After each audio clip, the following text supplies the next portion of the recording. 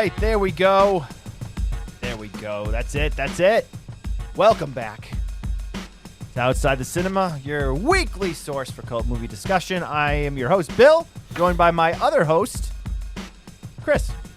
Hey. Say hello, Christopher. Hello. Back hurts. My mic.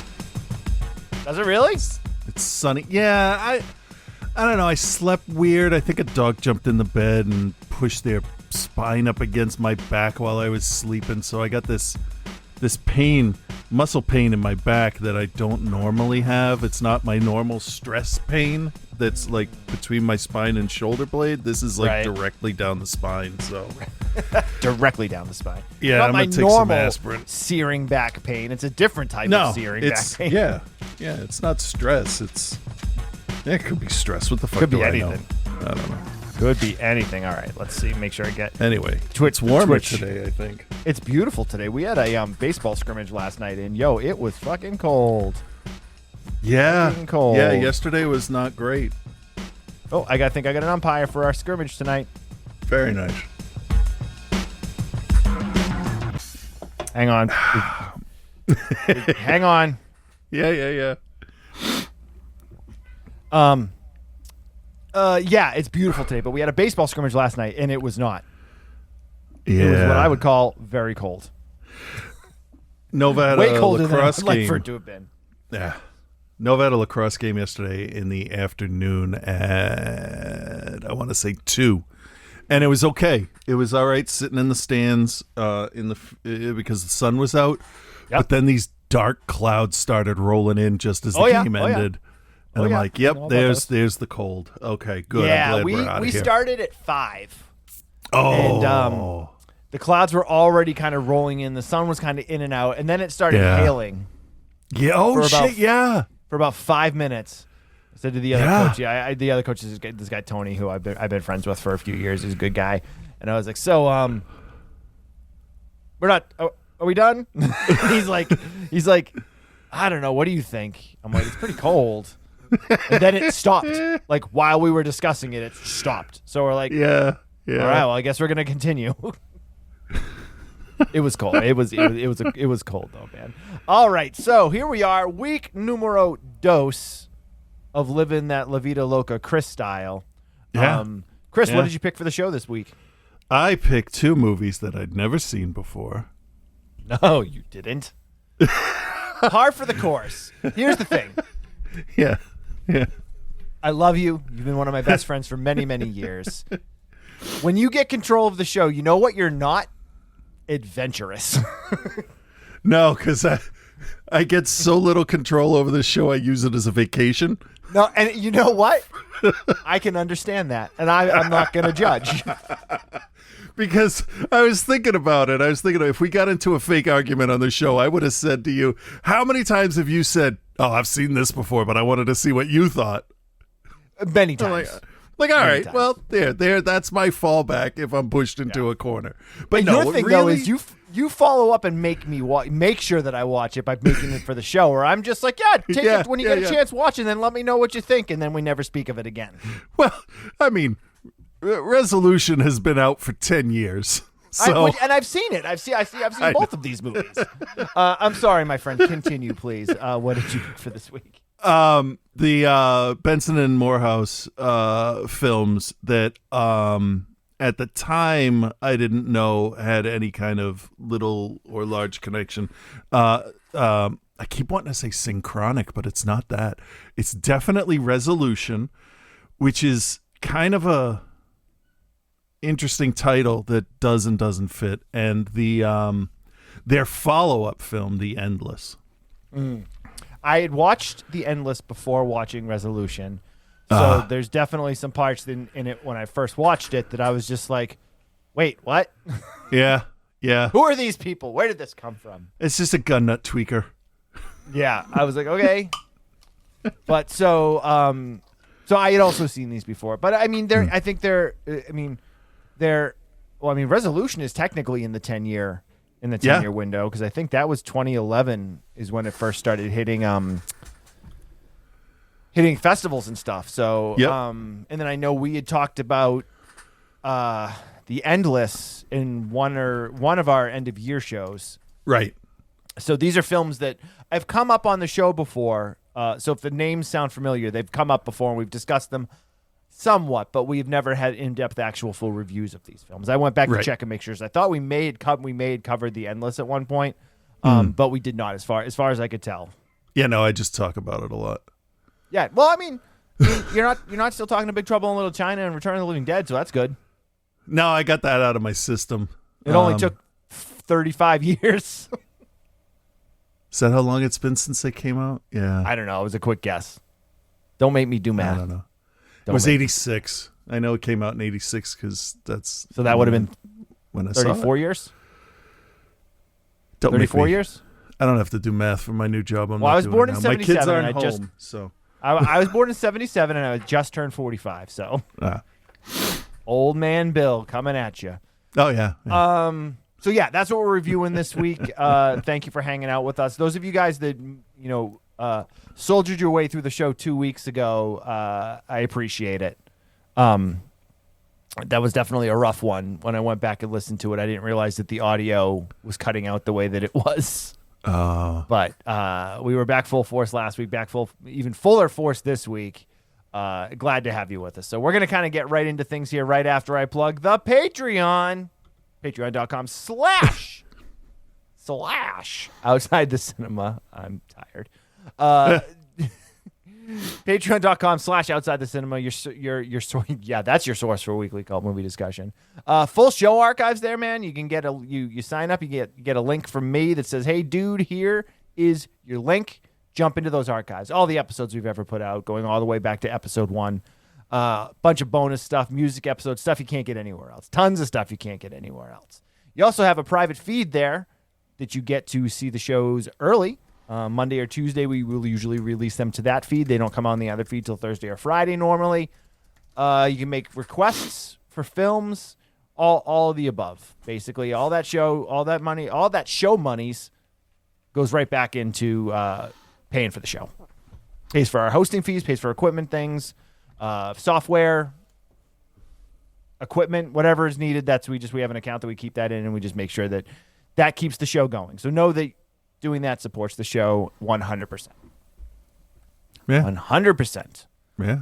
Cool. All right. So Benson and Moorhead, two guys that have come into prominence over the last few years, most recently directing episodes of Moon Knight for Disney Plus and Marvel. Yep. So I haven't watched it yet. Chris has watched the episodes that have been released. Just some quick thoughts before we get into the resolution review. It's good. I mean, Moon Knight is definitely one of those characters that regular people don't know. They may have seen, but they don't know anything about him. I'd heard the name, but I know nothing about the character. I remember Moon Knight back in the 70s when there was a team up, I think, with him and Ghost Rider and probably Howard the Duck. I know Howard the Duck and Ghost Rider teamed up at some point in the 70s. But this is following more of the not more of, but definitely takes a lot from the newer comics where it plays into his mental illness, maybe multiple personalities, maybe ancient Egyptian gods. I mean, we've seen the trailers, right? So, the first 2 episodes basically end up being, your introduction to the characters and who they are. And now that we're past the second episode and everything seems to be out in the open for the audience, it should be a lot more interesting going forward. Not that it's not good, but you got to have that set up. Makes sense. So. I feel like a lot of characters they don't give, especially in the Marvel universe. They're so deep into it now that they kind of will just drop characters a lot of times, and you don't really like. I like Shang-Chi, but I felt like I needed more from those characters, which I will probably get at some point. But yeah. Anyway, so I haven't watched Moon Knight yet. I'm very interested in it, though. I've heard it's a little bit darker than some of the other series that Marvel has done. Am I correct in that in tone? Definitely. And the costume, I mean, in the 70s, he was basically like Batman, but without a cowl. He wore a hood and a full face mask, right? So it's like skin-tight white bodysuit. And what they've done with him here is he's got the crescent weapon on his chest that looks like the crescent moon. and he's sort of mummified, but not exactly. But there's a lot of Egyptian influence, and I think it's a great costume. For an all-white costume, it doesn't look stupid, which is nice. All right. So, I'm into it. Oh, and glowing white eyes. You don't have that a lot. Spider-Man, Iron Man, not Batman, except in that one scene in that one movie. Yeah. So I like the white eyes. It definitely adds a nice, he's supernatural looking at him kind of thing. All right. I'm into it. Definitely looking forward to checking it out. Just haven't had a chance to yet. But I did get a chance to watch the movies for this week, so that's good. Yeah. So we're going to take a listen to the trailer for Resolution. If everything is set up. Chris, it's Michael, your best friend. Can I come up? Yeah, man. Okay, I'm coming up, all right? Don't shoot! All I'm asking is that you get clean for 1 week. No. Well, all right. Really? Mike, what are you doing? Look, I know this is a dark moment, but it does get better. This is the worst of it, okay? Where did this come from? Found this library book on our doorstep. What was that? Mike, it's an old house. It's gonna make noise sometimes. The people come here to look for aliens, ghosts and cults and gateways to hell. What was that? Looking into other dimensions. Dude, you keep coming here with these recordings and these stupid stories about how you found them, and you're acting weird. I think someone might be messing with us. Maybe you have split personalities and you're leaving each other gifts for you to find. Did you see that? See what? What? That. That's satellites. They watch everything. What's going on, Mike? If there is something, it is none of these things. We need to leave before they get here. What would convince you that I'm not crazy?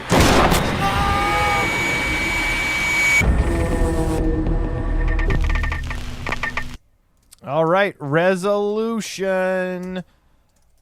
Oh, man. Okay, here we go. So we're going to have to kind of tread, I think, kind of lightly with some story elements in both of these films because I think they have flown under the radar for some people.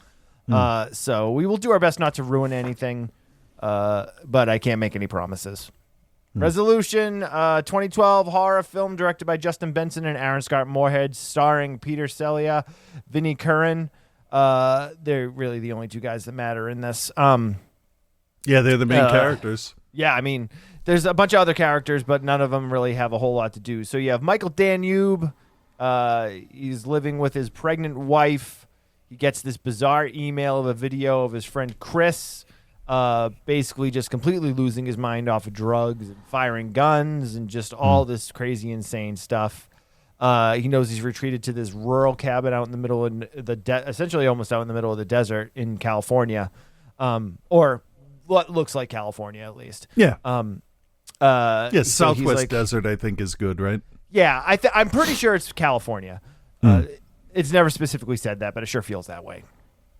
So he says to his wife, he's like, "Hey, I have to try to go help this guy. He's my best friend. I gotta go out there and try to help this guy." And the wife was like, yeah, I don't think that's a good idea. And he's like, "I understand that it's not a good idea." He's like, "This is absolutely I hear what you're saying to me, and I understand, and I also agree with you. Yeah. But he's my best friend. I feel like I need to make this one last attempt to try to save him, because if I don't, he's going to be dead really at any point." Yeah. Yeah. And he tells him when he sees him, he's like, This is it. This is the one chance. Everybody hates you. Right. So he's like, so it's not shows a lie. up. Yeah. Yeah. So he shows most. So Michael shows up at Chris's place. He's able to find the place following the map, a Google map that came with the video. And as he approaches the house, he hears a gun going off, which you heard at the beginning of the trailer there. Michael kind of ducks down, and Chris is just sitting on the porch, just firing the gun randomly into the air. Yeah. And Michael does that whole like, hey man, it's your buddy Michael.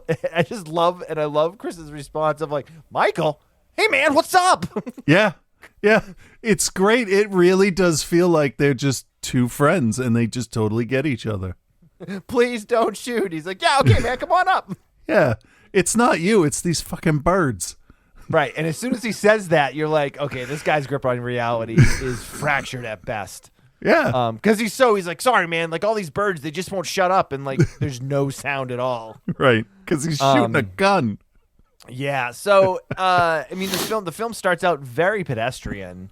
Yeah. Like, he gets in there and he's just like, hey, man, like, how about I take you to rehab? And he's like, nah.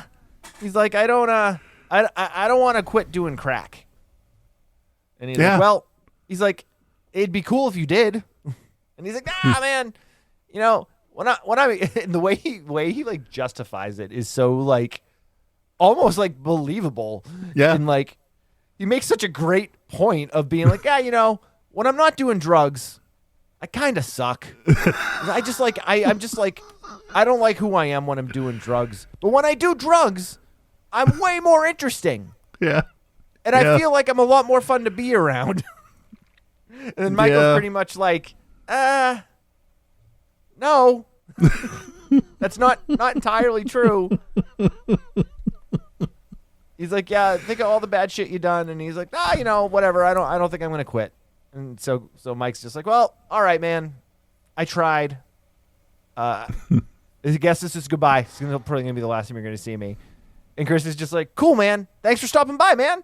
Yeah. And then he's like, all right, see ya. And they go to shake hands. And then Michael handcuffs him to the so I think we need to mention that the house is not dilapidated, but like unfinished. Yeah. I mean, he's smoking crack, and it definitely looks like a crack house. Right. It's a one-room house. Yeah, but it's been like it looks like they had started building it and didn't finish it, and we find out that that's actually what happened. The house had burned down, and the people that owned it started to rebuild it, but didn't have the money to finish it. Well, that is the story that Charles tells him. That's the story that Charles. Yeah, the story that Charles tells. Yeah. So now he's like, well, basically, he's like, listen, I love when he tases him too. He tased him like, for real. Did he really? Yeah. I love it. Yeah. Oh man, brings back memories. He wanted it to be believable. Brings back the memories. I think it was bro. What's that? Brings back the memories of don't tase me, bro. Yeah. Yeah. Bro, don't tase me. So he's basically like, well, you know what? He's like, 5 days. If you can stay clean for 5 days, I'll unhook you, and you can do whatever you want to do afterwards, but you can do this, and I as your friend, I believe in you. So that first whole chunk of the movie is very much just like him giving him water and giving him some food and trying to just like do whatever he can to make him more comfortable. Yeah. And it shows their relationship very nice. It shows their relationship in like a very like human sort of way. Mm-hmm. But so Michael's obviously not detoxing from drugs, so he's like bored. Yeah.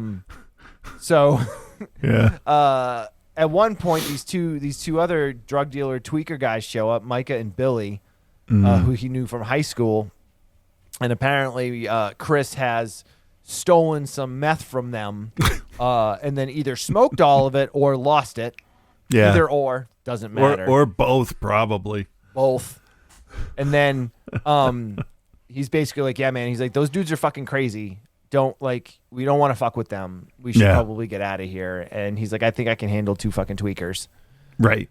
Right. Because Chris is very, very worried for his friend, for his safety. He's very worried about everything. Yes. So yes. So Chris is locked up. Michael's out walking around, and he's just like, I'm gonna go for a walk. And he's just kind of walking down by the creek, and he comes across these 3 guys that are from like what he believes to be a church. Yes. Down at the river. Yep. And he just kind of like walks by, and they're like, hey man, they're like, you don't mind me asking, what are you doing out here? We don't usually see people out here. We're out here a lot. We don't ever see anyone. He's like, I'm helping my buddy get clean or whatever. And they're like, oh, okay, cool. And like, try to like start a kind of conversation with them about like what they do. And they, they allude to being this weird cult UFO religion thing. And he's just kind of like, all right, so I'm going to walk away from you guys now. Yeah.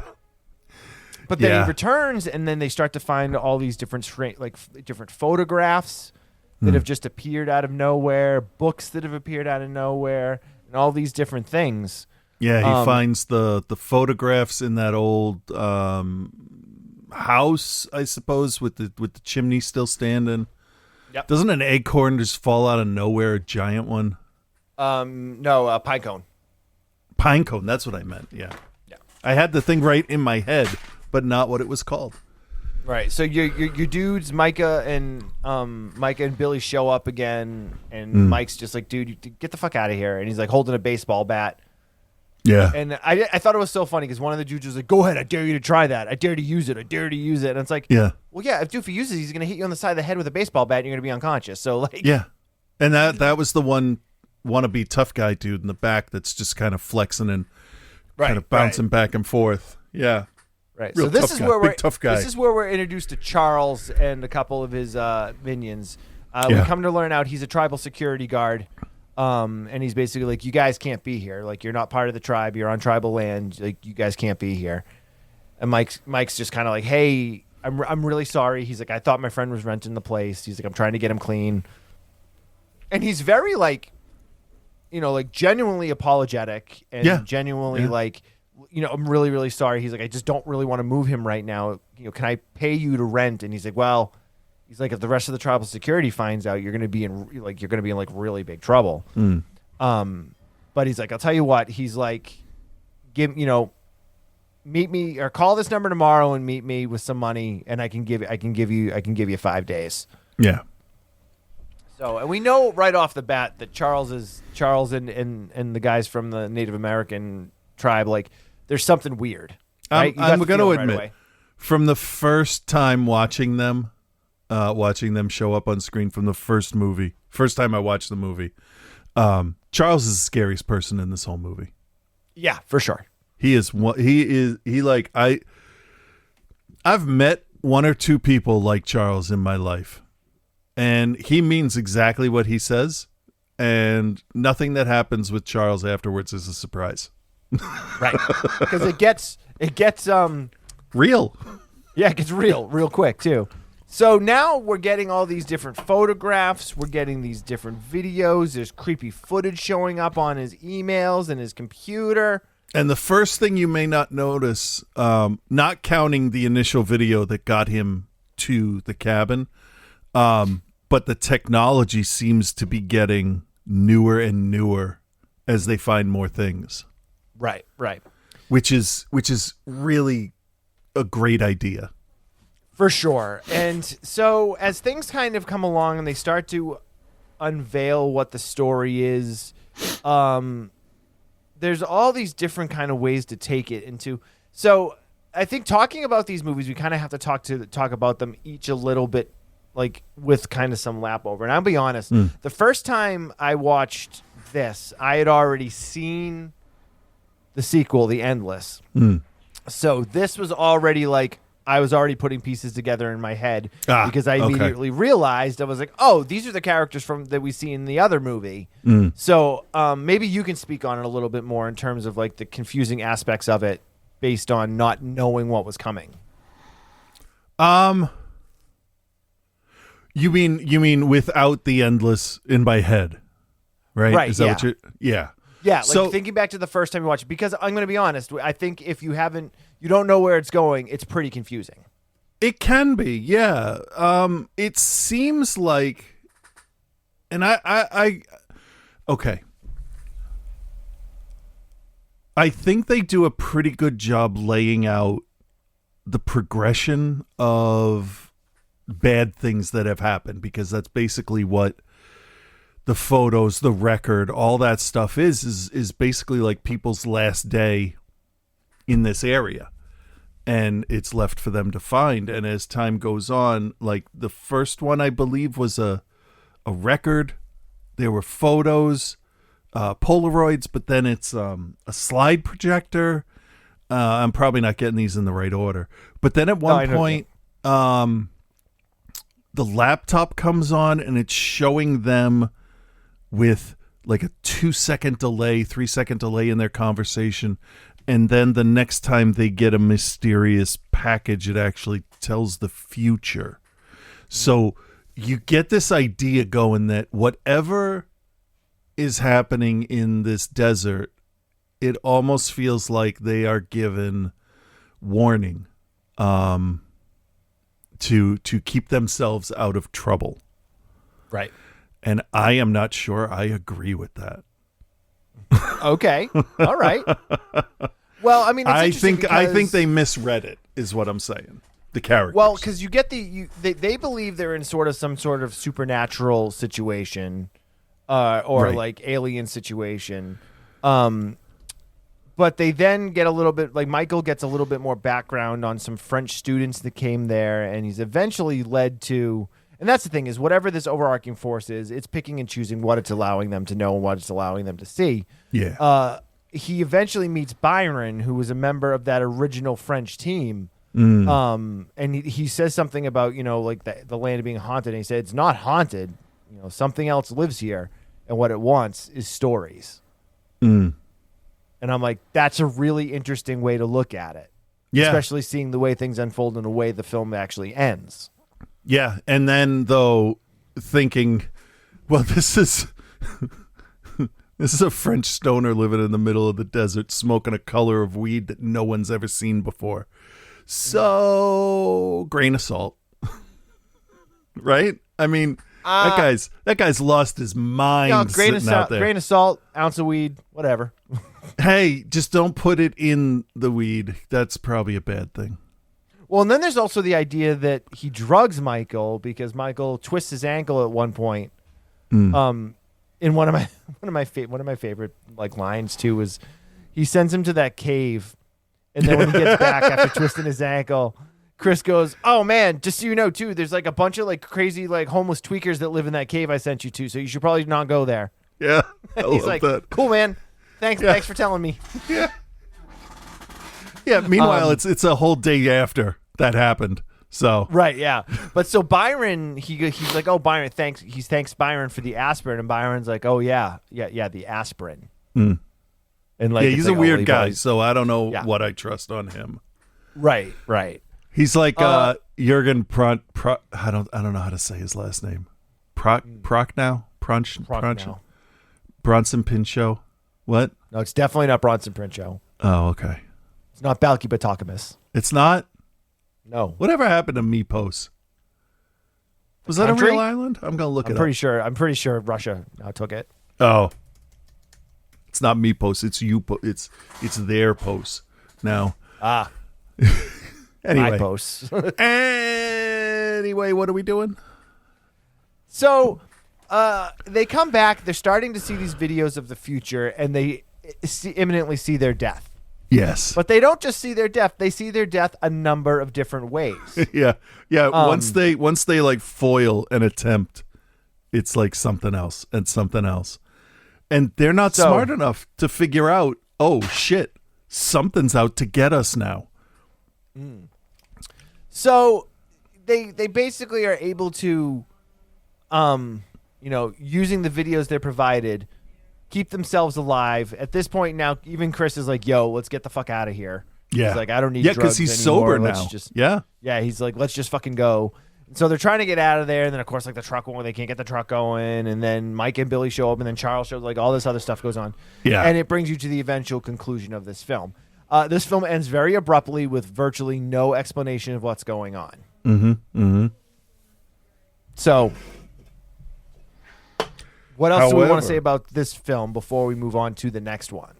This movie, now don't initially come at me on this.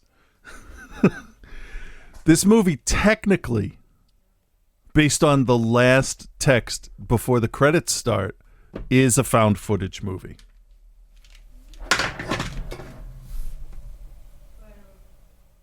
It is. I, It is. You saw the last bit, right? Footage I did. courtesy of the Sikona Indian Reservation, the estate of Nakoshisaki, and the Croatian Film Commission. None of those things exist. right. Considering that this entity was filming them somehow and showing them shoot. the stuff, right? The video stuff and everything. This is when I say it's a found footage movie, I mean this is like an asterisk in the found footage list of the entity created this footage, put this it made a story for itself. If it wants stories, it made one, and it doesn't need a camera to film it, which is weird. It's not a hill I'm even going to climb to start to die on. I just think that it's an interesting footnote in the film that what we saw is technically for the purpose of this review, right? It's technically Right. a real event that really supposedly happened. At And least in the narrative they're presenting. Yeah. Yeah, and honestly, I didn't notice that little bit until like this last time I watched it, right before. Right.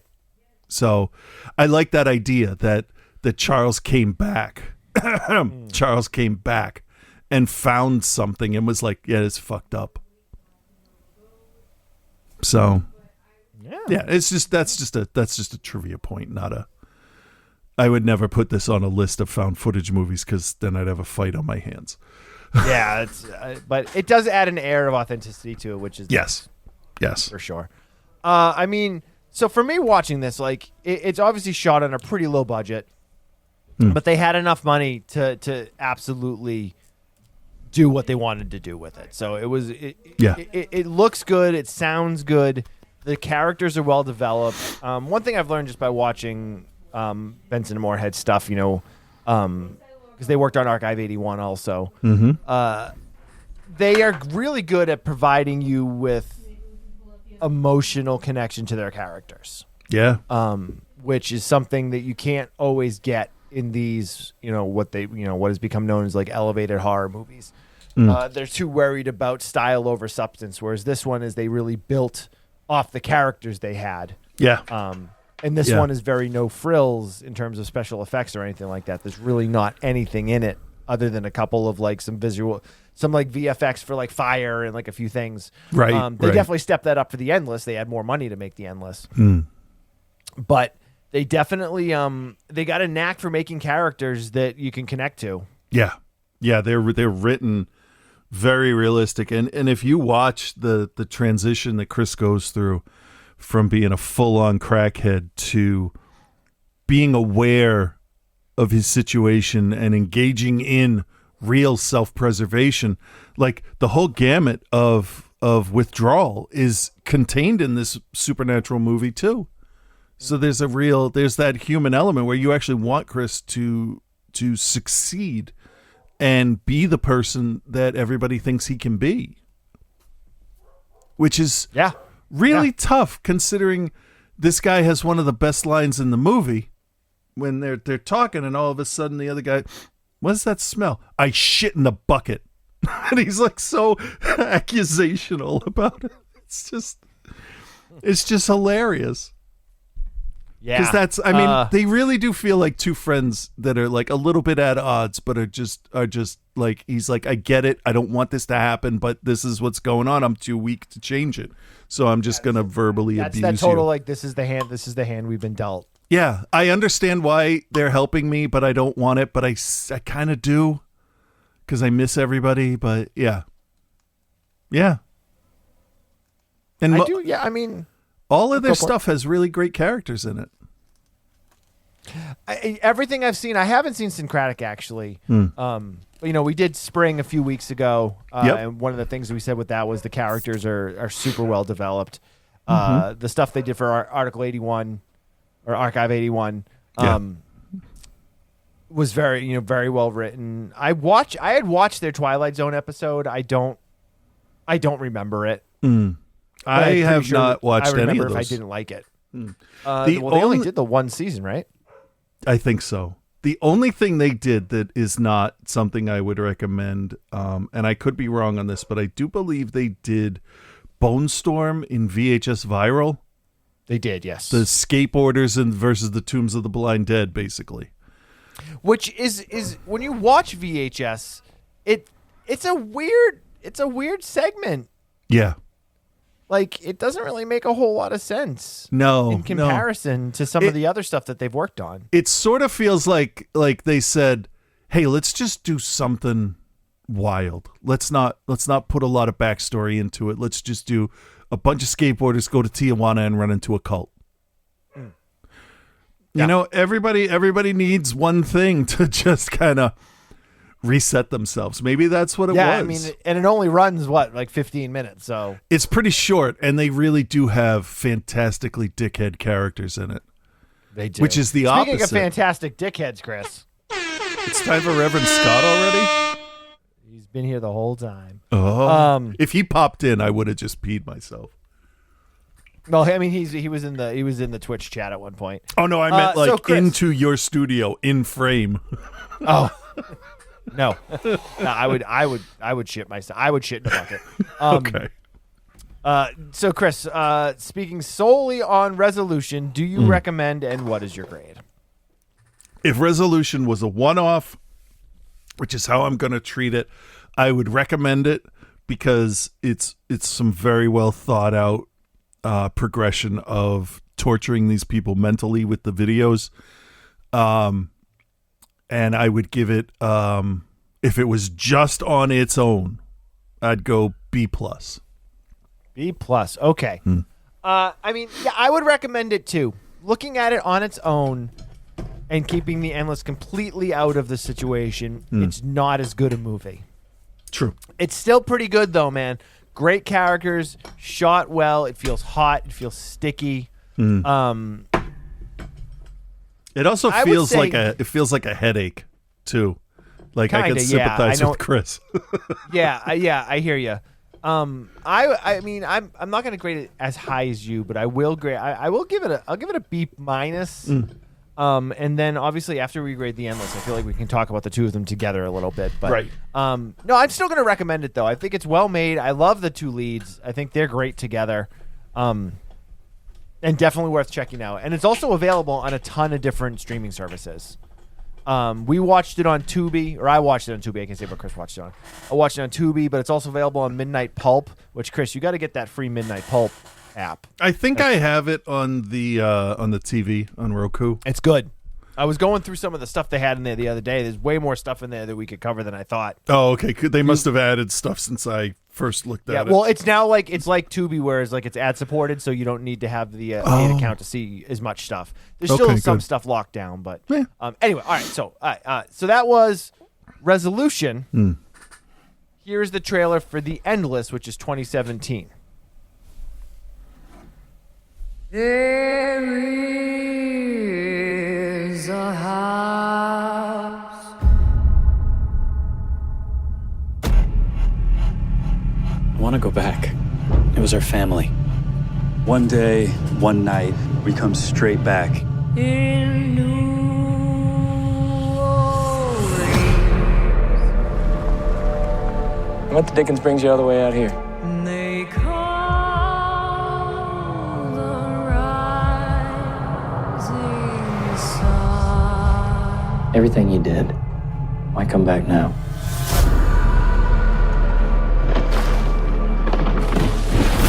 There's something out here, isn't there? How is that possible? You want to know what it is that runs all this? You go find it.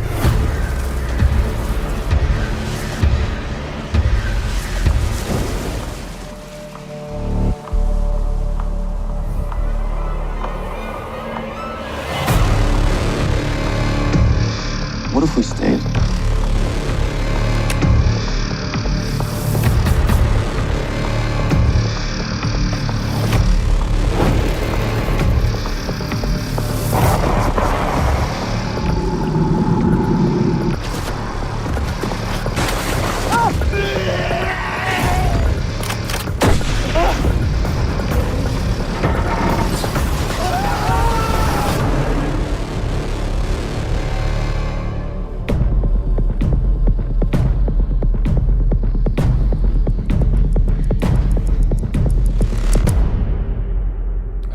right, there we go. The Endless 2017, again directed by Benson and Moorhead, and also starring Benson and Moorhead this time, which I thought was an interesting choice for them to take the lead roles in this. Yeah, definitely.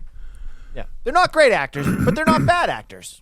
No, I actually found them. I found them pretty good. They did what they needed to do, and it wasn't like, oh, well, we're gonna do this now to save money or whatever. It just feels right. They feel related. They feel like they have a history because they do. So I thought that worked really well.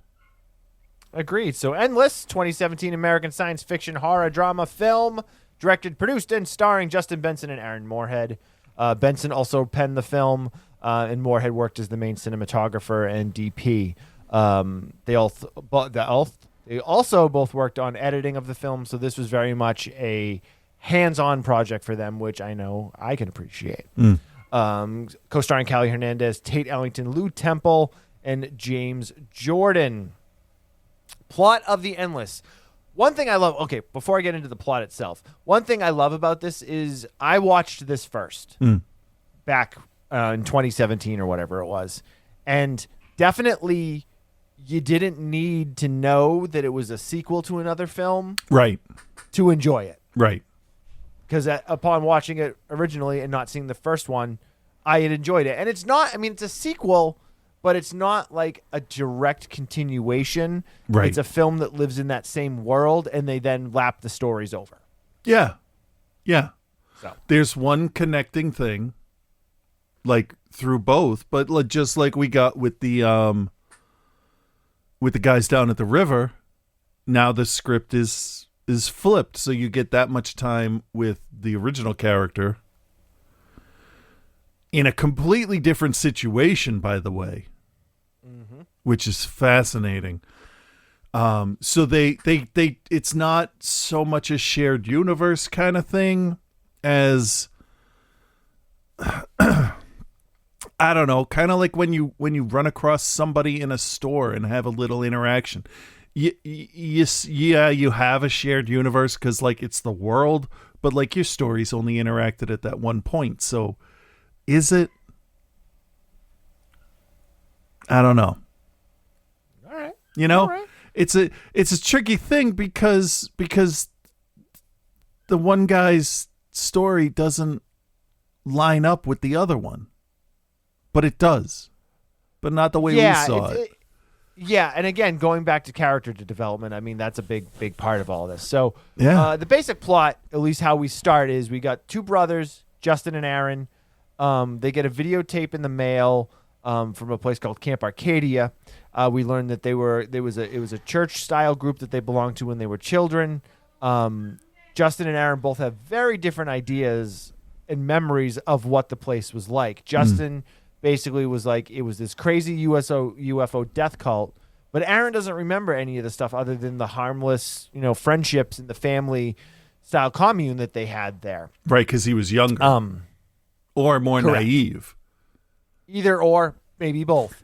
Yeah. So Aaron points out that the videotape shows that these guys are still alive, and they're maybe things aren't what we were, but Justin is very much like, dude, they're talking about making the ascension, and they sent the tape based on the fact that if you see this and we've already ascended, this is what this is like the proof of it or whatever. Yeah. So he takes that as that's a code for them committing some type of Jonestown style mass suicide. Right. He's worried that if he tells them, yeah, we'll go, they'll show up and everybody will just be lying on the ground dead. Right, exactly. So we learn that the two of them are working as cleaning men at different places, and they're eating cheap ramen, and we just basically learn that they don't have any money. We learn that Aaron is super lackadaisical and forgetful about things he needs to do. We see Justin reminding him a number of times that he needs to get a new car battery for the car because he left the dome light on and the battery died. Yeah. So we know that they're not having a good go of it. Aaron specifically can't seem to make friends or find a girlfriend or just seem to get any footing in this world. And he talks about how he'd like to go back and visit the world that they came from just to to see the people one more time, and I think he really kind of needs the validation that like it was the evil place the brother makes it out to be. Yeah, or not. Or not. Yeah. I mean, yeah, he's hoping it's not, but the validation either way. Right. I guess, would be And the point. older So- brother there is worried that they'll get sucked back in. Mm-hmm. That's why he doesn't want So to go. they head out back to go to Camp Arcadia. Again, it's I think it's Southern California desert area. They said backwoods of San Diego is what it says on Wikipedia. I don't remember them actually saying that, but I'll buy it. Yeah. The strangest thing is they get there, and nobody has changed in age. Everyone is still looks exactly the same they did when they left 10 years earlier. And they specifically talk about one of the women, Lizzie, and he says there's a part where like Aaron is like, oh, they think she's kind of sweet on me, and Justin's like, dude, she's like 3 times your age. She just looks really good for her age. Yeah. Doesn't he say something like she used to make your clothes for you when you were a kid? Yeah, like she's old enough to be your mother or something. Yeah. Yeah, but she's and then definitely you're- their age. Yeah, and you take from that you're like, no, she's not. No, that's not who the person you're talking about. The wrong person. So Or this communal life is really doing, fantastic things for her skin. right, because they eat so well and stuff. Yeah. So we're also introduced to Hal, who is like the unofficial like lead. He's not really the leader because they talk about how there isn't a leader. But Hal is kind of the guy that like works on different things. He shows Justin this physics equation that he's been trying to figure out for many years, and he can't explain what it represents. And then he goes to like all these details about how like trying to explain what it means is like trying to explain an impossible color is what he says. So now he's like, and he's basically like, listen, man, he's like, now that you've grown up and you can kind of see what's going on, like you should accept that this is not what you think it was. And, you went out there and basically called us all crazy and called us a death cult and like all of these things. And like, it's just not true. Right. Right. Justin refuses to believe any of that. Right, because he still sees cult behavior, because before they head out, we find that they're going to deprogramming to help them reintegrate back into normal social life.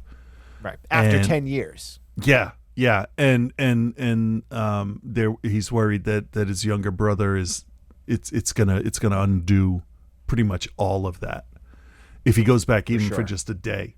But he's very insistent. And that's right. And that was originally the plan was we're just going to stay for one day. But Aaron is very much in his place. Like he is he feels good about himself. He likes the people that he's with, and he's able to convince Justin. Can we stay for one more day? Yeah, because they're all super nice and inviting, and they give him food and like, yeah.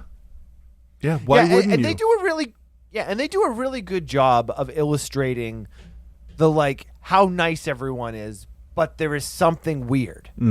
Like it's not like there's only a few points where they go like really overtly culty, like with the guy in the white shirt just like waving and smiling when they drive in.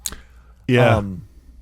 But like there's not a lot of that. And I think maybe something that's kind of left understated is how things may have changed in those 10 years for them, because we know, if you're paying attention, we know that Justin and Aaron are the guys from the river from the first film. Yes. And if you don't know that, they show you a picture. yes, they very much. Then they're like, if you didn't pick that up, here's a hammer. We're gonna hit you over the head with it. Yeah, because you need to know this. Right, and they were very much like cult in that scene from the first film where the white shirts down by the river, like. But it's not like that anymore there. Like none of the people are dressed like that. Everyone is very friendly. Everyone is like welcoming and talking normal too. When we met them though, it was like Rob Hubel doing a sleazy salesman, con man kind of thing, because he does come off, doesn't he? Like a Rob Hubel kind of character, and and it's definitely got that, oh, I don't want to talk to you at all, you're crazy kind of vibe. But these people, when they go back, they're normal. And as a viewer now, we're like, okay, so who's the unreliable narrator? Is it the brother? Is he just a jerk? And it makes you question it, which I thought was really a really interesting thing. For sure. But then we start to see stranger things, like, there's the scene where they're doing the tug of war against a rope that just goes up into the sky. Yeah, that's for anybody watching. That should be the wake up call that the genre has shifted. Yes. I mean, because we have a sure. dude talking about a color you can't explain and a rope tug of war against some kind of supernatural cosmic entity. I mean, we're looking at this end resolution are straight up cosmic horror, right in the wheelhouse of it. Right. And right. it's interesting the way it's done, that these people, they don't straight up worship whatever is going on, but they are respectful of it. Yeah. And they appreciate it. So it does kind of bring into a question, is it a cult or is it a group of people that found a way to live their lives? Even if you don't understand, the dog doesn't understand where we get our food for them from, but they do appreciate that it's there. And I think that's how these people are. They are very appreciative of the tug of war challenge that's offered, that brings them close together, and they put a positive spin on everything, which can be a bad thing, but until these two show up, it really isn't, as far as we know. Yeah, and the two of them both the brothers really start to notice like weird things as they go. Like there's the point where, Justin's out in the woods and he's walking and he's convinced that something is following and something is there. Yep. There's the point where they're like shooting the cans, but yet the bullet hit something and there was nothing there, but they can't explain, they can't explain what it hit or any of that. And then he gets the photograph of the buoy in the lake, and he goes to Hal and he's like, dude, what is going on here? And he's like, hey, listen, I don't know anything more than you do. My physics that I'm trying to do, the equation that I'm trying to do is just me trying to understand it too. He's like, I don't get it. I don't understand. But if it showed you this buoy, whatever is at the bottom of the lake is going to probably give you your answers. And that's one thing I really liked about the way that they went about this, was that you have to find your own answers. No one's going to tell you what to make of this. Yeah. Which I thought was cool. Yeah, because normally with cult stuff, it's all, we all do this. This is all for us. Right. This is the greater good of the whatever. But no, it actually feels more like how religion was sold to me initially when I was little. Like this is for you. This is for you to your personal journey with Jesus or whatever, or however you want to put it, right? And that's what they're doing here. It's just, figure it out. We're not here to tell you what's right for you. And again, that feels so right. Doesn't it just feel like helpful and friendly and not intimidating and scary? It's intimidating and scary when you think, what was I having a tug of war against? Was it the moon? Was it the second moon that I saw? Shit, I don't know. Well, and then you get the moment of like Justin just basically being like, I don't know, you're all crazy or whatever. And then he comes across Jenny, who's just sitting out like crying, and she's like, the parties never stop. She's like, I just need a night of quiet. And Justin's like, hey, listen, blah, blah, blah, blah. And she's like, sorry, bro, I'm married. And he's like, oh, no. He's like, nothing like that. He's like, I'm sorry, I didn't mean to bother you. And he's like, so like, if you're not a member of the group, what are you doing here? And this is where you get your first, again, if you're paying attention, your first inkling that everything is connected. And she goes, oh, my husband went missing in these hills 10 years ago. Or she says, my husband Michael went missing in these hills 10 years ago. Or she's like, no, she doesn't say 10 years ago. She goes, oh, my husband went missing and I came looking for him and they took me in and said that they would help me find him. And then Justin says, how long ago was that? And she's like, I don't know. She's like, I'm not even sure how long ago it was. So we now know that that's the wife of Michael from the first film. Well, Did you not catch shit, that? No, I didn't. I just thought, Bro. no, I had watched them so far apart from each other initially, that I just thought like a lot of people go missing. I didn't put it together. I didn't even think about that. Because she says she's like our child, who is now born, so we know it's an extensive amount of time. Yeah. She was pregnant with the child at the time.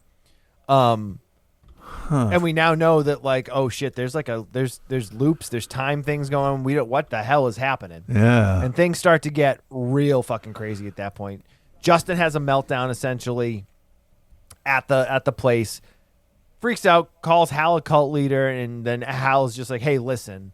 He's like, you guys made up these stories about us. Or you, not you guys, but you made up these really crazy stories about us being a death cult, told the whole world. And, we were like kind of chilling and we were going to like just like let it go or whatever. But like, we made it up. You made it up and it's not true.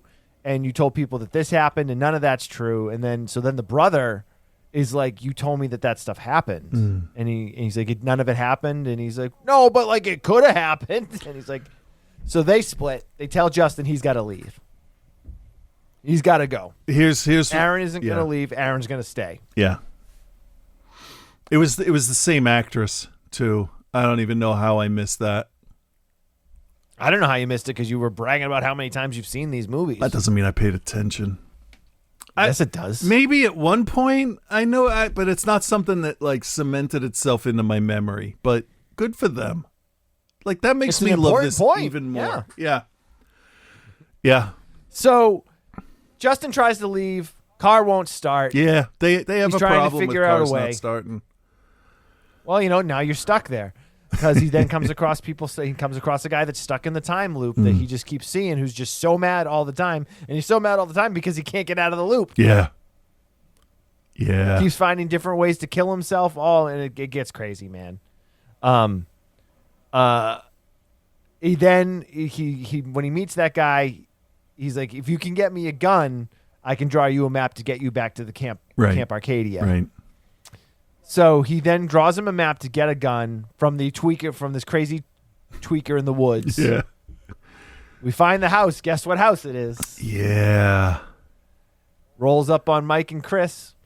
And this is in real time, in real our world time. This has been 5 years, but we don't know how long. Consider it has to be more than 10 years for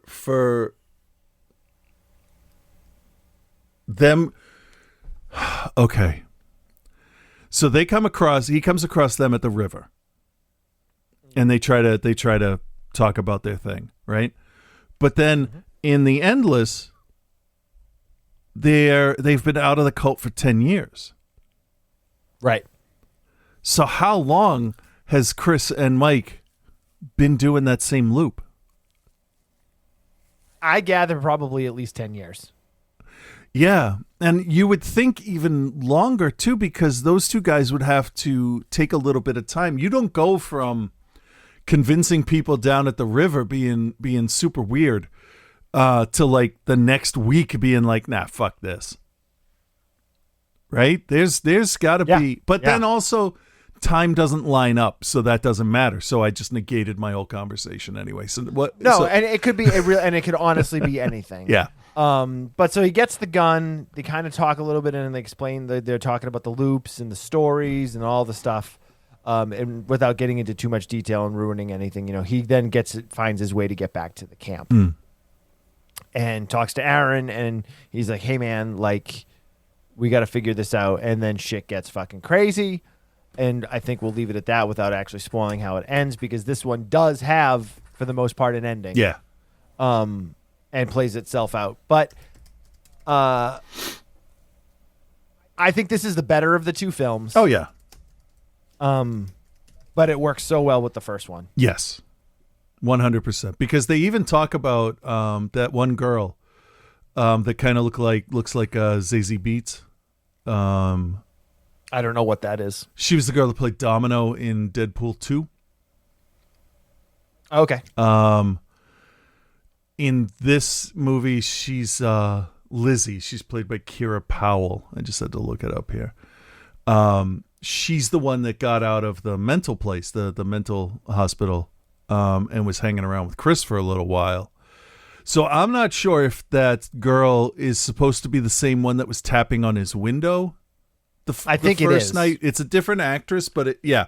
I mean, if there's a mental hospital down the street, there's a really good chance that there's one thing, and maybe you caught something on this, and maybe it doesn't connect, but I feel like everything in this movie connects in some way. Like every little thing. There's no randomness. Who is the guy that shows up at Chris's place talking about like buying the house or getting that mortgage was or whatever? weird. Because that never gets revisited in the second film or like is ever explained in the first film as to where he came from. It wasn't the guy that was that wanted the gun, right? No, I don't think so. No, that was a different guy. Hold on, I'm calling it back up here. Yeah, it was weird. It was just like a one-off kind of. It's the only one that I couldn't connect to something else. Yet. This is true. So there's Billy and Micah. Is it Ted? Was his name Ted? Because we got Byron, who was the French guy, and then Charles was the Native American. Sarah was the wife. No, who was Sarah? Oh wait, Sarah's the dog. Huh? Because that's weird. Because it says Carmel Benson. So I don't know. No, there was a girl Sarah too. He was calling the dog Sarah. Oh, okay. But there was a girl Sarah too. So it must be this guy, Ted Tellensworth.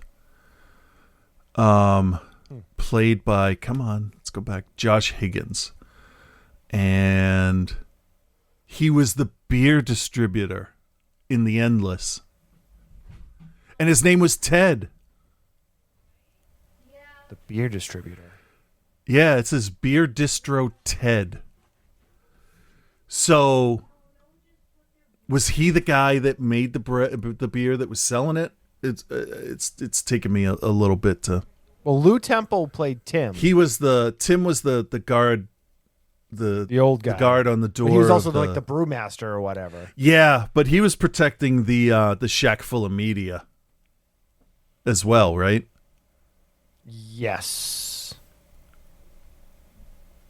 I don't know. Doesn't matter. Yeah, Doesn't there's matter. two. There's Beer Distro Ted and Beer Distro Dale. So, yeah. So he's back in it. Maybe he was trying to scam him out of money for the group to have some more money. I don't know. But they did say, I did read some articles that said they have more ideas that can exist in that world that aren't necessarily connected. And the ideas they have couldn't fit into either one of the two movies they did. And they do want to revisit that idea. Not necessarily the world, but the idea of this cosmic whatever at some point. But obviously, they're going to have to finish with Moon Knight and whatever high profile projects they're handed. So, yep, they're busy. Well, they're not doing season 2 of Article 81. So, cool. Anyway, all right. Well, let's do this. All right, so Chris, give me a recommend and a grade. I think it's pretty obvious that you're going to recommend it, but still, recommend and a grade for this, and then how kind of like an overall grade and expectation with the two of them working together. Okay, so I'm gonna recommend this. I give this one an A-. It's definitely one of the ones I was excited to watch with my kids once they were old enough to comprehend, different timelines and stuff. Because it's not an overtly scary movie. The scare is more of a dread. Like, what is going to happen to these characters that I that I've come to Yeah, like yeah. and want to see survive.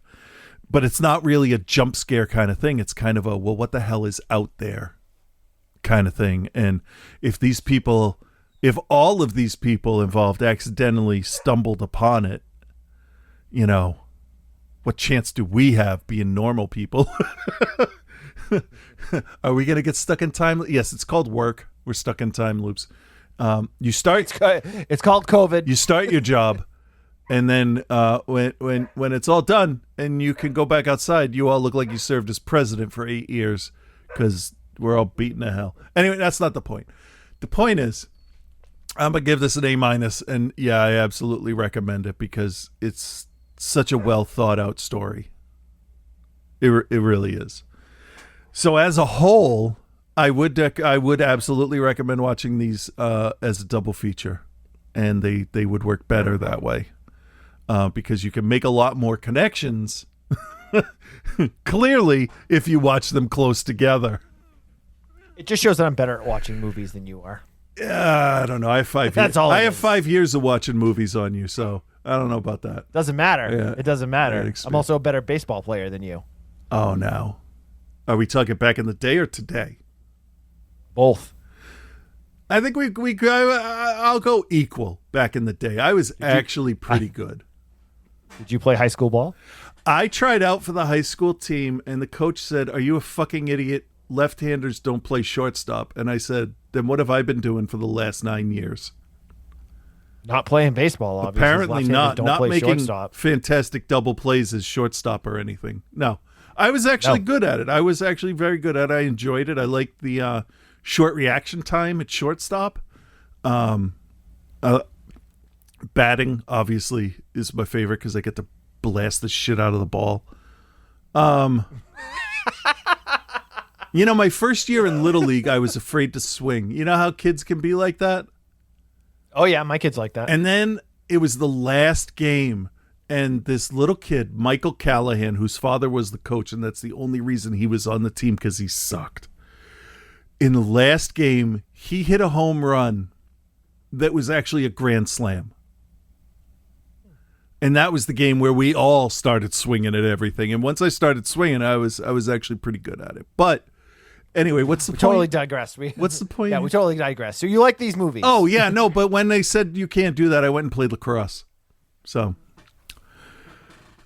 which is like hockey, you know, just up a little yes, bit. the people know what lacrosse is. Do they? Get back to the movies. Get back to the movies. Let me loop around back to that.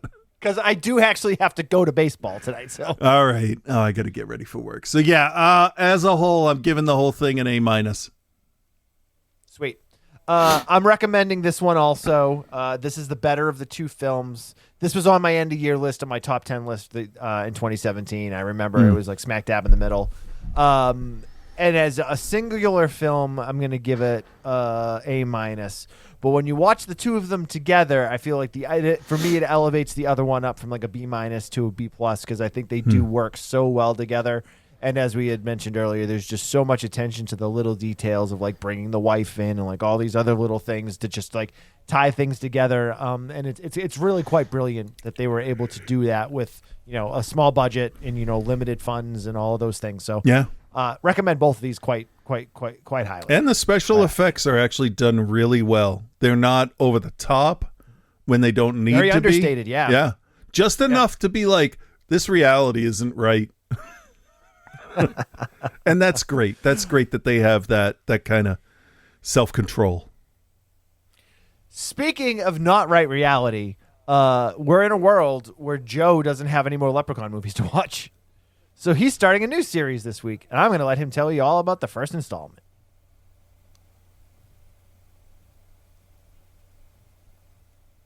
Or Oh, my bad. I'm sorry. I muted it because I wanted to not have the commercials blasting. I'm oddly excited about this one. Bill made me start the Trancers series. How's this for irony? Last week, when I was searching for the freest streaming service to watch Leppy Returns, my first stop was Tubi. In my browsing, I saw that they are currently featuring the Trancers series. Now here's where I was the mark. It never occurred to me that Bill would make me watch this because I think overall the series is generally regarded as not terrible. Brothers, it's been a long time since Bill uttered what I would be watching next, and I thought, oh, okay, cool. But here we are. Like most of us, I think, I got introduced to Trancers via USA Up All Night. If not there, then it had to be Joe Bob Briggs. Regardless, if you're in the right age range, you couldn't not know about Trancers. Before even starting the movie, I'm looking forward to seeing the OG Trancers for the first time in at least 25 years, mostly because I'm a mark for character actors. And Trancers is chock full of them. I don't remember if Dick Miller is in this, but let's face facts. If a camera was shooting between the mid-60s and the early aughts, odds are Dick Miller was in the vicinity like 4 out of 5 times. Mm-hmm.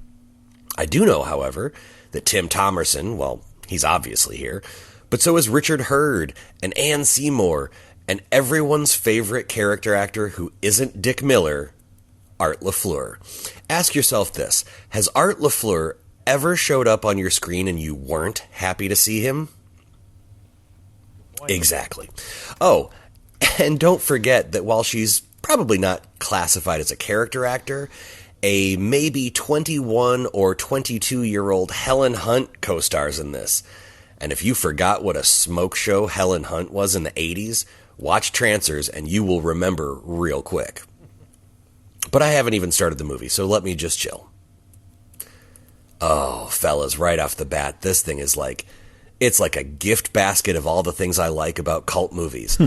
Big, bright, neon-lit credits, a synth score crunchier than a bowl of the captain's finest cereal, and maybe my absolute favorite low-budget sci-fi trope in 80s films. This is the future, so we're just going to take a normal car and attach a bunch of ductwork that we got at Home Depot, slap some paint on it, boom, future car. Mm-hmm, mm-hmm. The opening scenes before Jack Death gets sent back to 1980s Los Angeles simultaneously are pretty good. They're pretty good retro futuristic sci-fi and super low budget, isn't that cute how hard you tried retro futuristic sci-fi. It's like Schrodinger's sci-fi over here. Mm-hmm. Tim Thomerson is the super creatively named Jack Death, but without the A in death because, we want to be on the nose, we just don't want to punch the nose. He's after like a cult leader guy named Whistler who turns his followers into... They are very careful not to say zombies here. They are more careful not to say zombies than people on WWE TV are not to say wrestling. He says they're not alive, but they're not dead enough, which is really kind of a flowery way to describe, zombies. I mean, just say it. It's okay.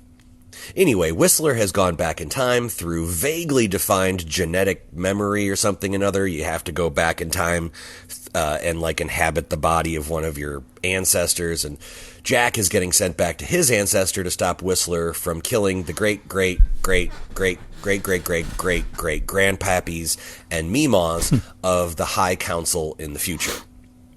Or some such. You get the point. I don't care what else happens in this movie. My favorite thing ever just happened. Jack and Lena, that's Helen Hunt, are driving and he's expositioning her about what's going on. Now, I will let go that she just straight up believes all of this right away, but it's obvious that their car is on a trailer as the scene is going on. I love that. Here's where it gets better. And as he's smartening her up to the situation, he's pretending to drive, and he is jerking the wheel of this car around like he's dodging potholes on the north side of Detroit. Like Mound Road potholes. Potholes that you could lose a medium-sized bear in. Like, Mound Road might be like a hyper-local Detroit joke, but for that one person who got it and laughed, you're welcome. Also, forget Die Hard. This is now my favorite Christmas movie that's not, implicitly a Christmas movie. That's right. Much like Sylvester Stallone's Cobra, this movie takes place in L.A. at Christmas. so they have to remind you every once in a while because of the lack of snow and deciduous evergreen trees. Helen Hunt works at the mall as one of Santa's elves. They go to a punk club where a really shitty punk band is butchering Jingle Bells, and they exchange gifts before exchanging bodily fluids. Something else just stood out to me, and I don't care. It's way more important than describing the plot here, because, spoiler alert, if for some reason Trancers, or at least the first one, has passed you by, rectify that. Spoiler alert, super highly recommended. This is way more fun than I remembered. Anyway, the thing that stood out to me here, and in other movies, is that the guy Jack has to protect lights up a smoke, and he does it, dun dun dun, with his left hand. This might be just a personal thing for me. I'm painfully left-handed, and I always notice in a movie or TV when someone is left-handed, like they sign something with their left hand, or in this case, lights up a smoke.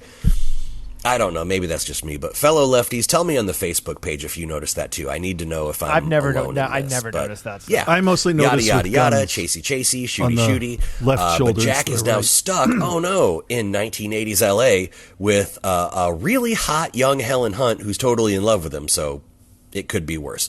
So could The Thing. Here it is. The Good. A lot. This movie is just straight up fun. Between the crunchy synth score that's just constantly playing no matter what's going on. It's 80s as fuck, sci-fi, some horror, some not zombies, and some good laughs. No notes. The bad. Okay, I got a note or two. Probably could have been acted a little bit better, but what are you going to do? Also needed more Art LaFleur in it. Trancers is going to get a straight A. If I remember correctly, Trancers 2 is just as fun as this one, but that could be hindsight. Oh, wait. Oh, shit. Hang on. Never mind. I'm literally on the wiki page right now, and apparently there's a Trancers 1.5. Now, I don't know if this was an unintended sequel or if they just cobbled something together out of, cut footage from the first movie. I didn't even know this existed. Apparently there's a Trancers 1.5, so Trancers 2, you're going to have to wait. Next week, Trancers 1.5, apparently? Am I the only one that didn't know that was a thing? But anyway, I never heard of it. Until then, be good, everyone. All right, well, I'm glad Joe got some enjoyment for once. Yeah. Because it's not really the norm for him. So, all right, cool. That brings us to Reverend Scott. Maybe. Come on. There we go.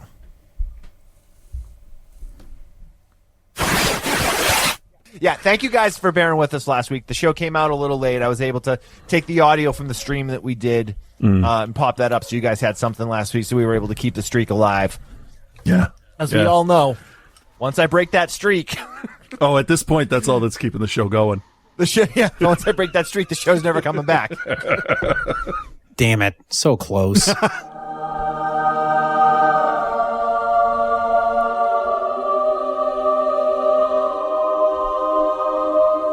What? Yeah.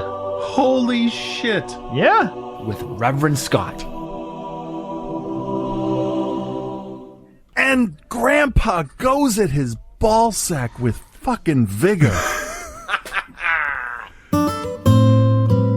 I remember saying that finally. Hey there, Bill and Chris. This is Reverend Scott. Is that the devil? I don't know, but he's fucking creepy. Takes one to know one, buddy. I see you every week on Twitch. Yeah. I'm watching your webcam. Which is real creepy. And speaking of webcams, I watched you guys talking 2 weeks ago from different countries on episode 737. You were discussing how Netflix is trash and only cancels shows we actually like. Here's a clip. So first things first, Scott, I know it sounds like shit. I know it sounds like shit. Moving on to episode 738, you covered 2 movies I've actually seen before. Await Further Instructions and As Above, So Below. And sure, we heard your reviews, but what you really need to hear is my review of your reviews. He knows more. Because he's the white male, right? Exactly right. So first it was Await Further Instructions. Let's hear a trailer. Let's take a listen to this trailer. Hold on. No, I'm not ready yet. No, I'm not ready yet. I forgot to... All right, here we go. Did I not hit the button? I didn't hit the button. Why is there no audio? Because it's going to surprise you with a Liberty Mutual ad. No, you know why? Because I had to reset everything. Oh, because you got the home. connection. Yeah, I had to reset everything. So the connection. Hold on. Oh. Oh, man. Bluetooth. Your roadcaster is now discoverable. Oh, man. Oh, man. Oh, man. All right. Connect the Bluetooth. Oh, no. That's not what I wanted. That's not what I wanted to do. Please join the Patreon because Bill's an idiot. Jesus. Top notch as always. So like I said, I've also seen Await Further Instructions. However, it was quite a long time ago. So hearing you describe it during the review really brought it all back for me. Back to when this family was enclosed in their own home, and I'm like, what's going on? I love the setup, the claustrophobia, the vague instructions, the stress it caused between family members, just like a real family Christmas dinner. It really gave the movie a layer of, I don't know, something. I think the word you're really looking for is authenticity. No, that's not it. Damn it, what am I thinking of? Vaginal styled opening. Yes. That's the one. And I totally agree that the first 2/3 of this movie are very strong, with the final act being the weakest part. I remember it being a little too apeshit, because to me, the more subtle things happening were the more interesting to me about this movie. Now, counterpoint. Okay? Who gives a shit? No, you're totally right. Despite that ending, I still really enjoy to Await Further Instructions, and I give it a B-. And I give your review a B. No. Change that part. Okay, fine. I give you a review a B-, and the movie is straight B. Wait a minute. So moving on to As Above, So Below. After hearing your review of this movie, I decided to track it down and watch it last night. I actually hadn't seen it before that. And despite you just covering this movie last week, instead of just reviewing your review and stopping right there, I really wanted to give you my take on this. Hang on a second. That's a flip a coin for you. Is that what you're saying? Right. Yeah. Now, I don't know if it was the style of the film, the subject of hell, the dangerous underground claustrophobic catacombs they were in, the hooded figures, or the chanting topless ladies. Boobs and everything. But this movie was incredibly tense and creepy to me. Part of it has to be that location, which is why The Descent was so effective for me as well. But you add in the concept of going through the circles of hell, sprinkle in a pretty girl playing the part of Nicolas Cage in a very dark version of National Treasure, and you have a real winner here. The fact that it was a found footage movie really worked for me here too. There's a paranoid sense of dread in virtually every scene. Usually after meeting the group in one of these movies, you're almost instantly thinking, they're all assholes. But surprisingly, none of these characters bothered me at all. And after watching this movie, I was inspired to do some reading about the influences and connections. I found a lot of info about the various circles of hell from Dante's Inferno and how scenes of this movie related to them. One very interesting thing I found that was back in biblical times, Cain killed his brother with a stone. And as a punishment in hell, he was turned into the thing that he killed his brother with.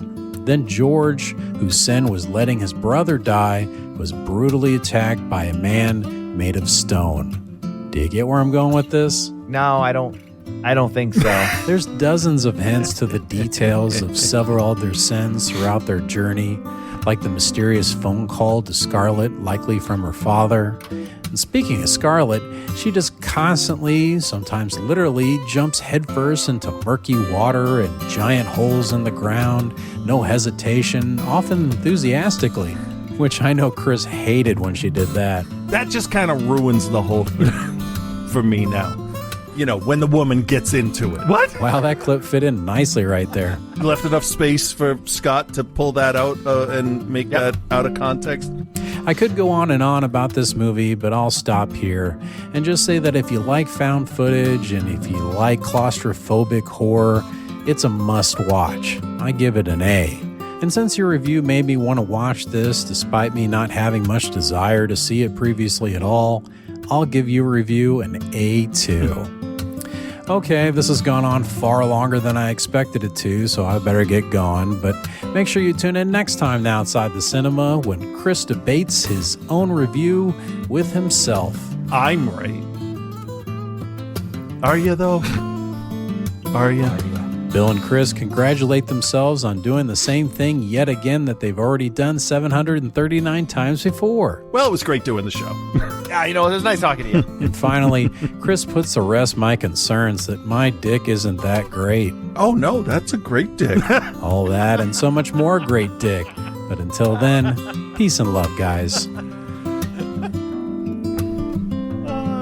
was good. Outside the Cinema. For women writhing on beds with their boobs out. Yeah. Watch Bill and Chris every week live on Twitch. Nah, fuck these guys. Oh, man. Thank you guys for joining us this week. Thanks to Scott. Thanks to Joe. Thanks to Chris. Thanks to me. Yeah. That's Patreon.com/Outside the Cinema. $5 a month gets you access to the show archives and all the episodes early in the private feed. Boom. Chris will be picking the movies for next week again. excuse me. So we'll see.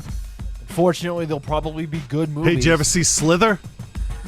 I did. You did. You can watch the show weekly on Twitch at twitch.tv/Outside the Cinema. You can follow us on YouTube, youtube.com/Outside the Cinema. At OTC Bill, at Cthulhu on the social medias, and our Facebook group. Just go into groups and type in Outside the Cinema, and boofo, it appears. Yeah. Yeah. That's all I got, man. Me too. So everybody have themselves a good week, and we'll talk to you next week. Yeah. Bye.